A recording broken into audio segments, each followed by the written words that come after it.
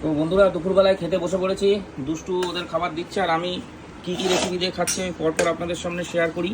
তো করাবো। প্রথম হচ্ছে এই দেখুন, এটা হচ্ছে ছোট মাছ, মোরলা মাছ।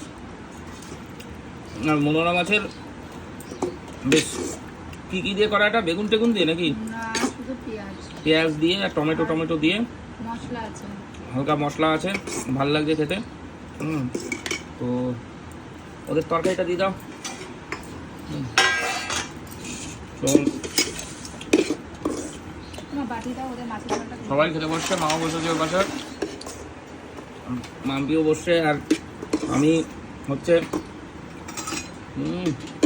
এই ছোটো মাছের ঝালটা বেশ ভালোই লাগে খেতে, ওই জন্য এখন আনি, আগে আনতাম না।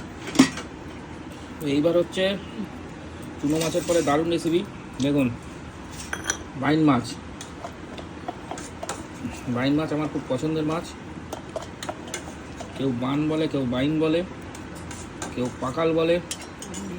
তো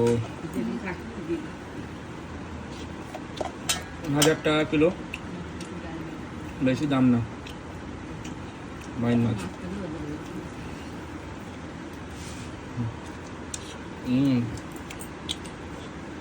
ও বাইন মাছ দিয়ে বেশ সুন্দর খাচ্ছি।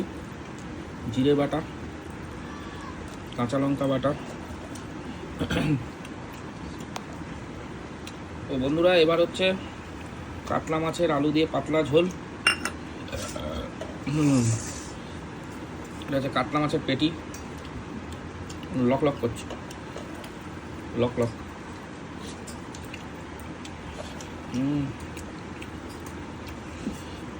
দেখুন, কিছু ঝোলটা লাগলে বলিস।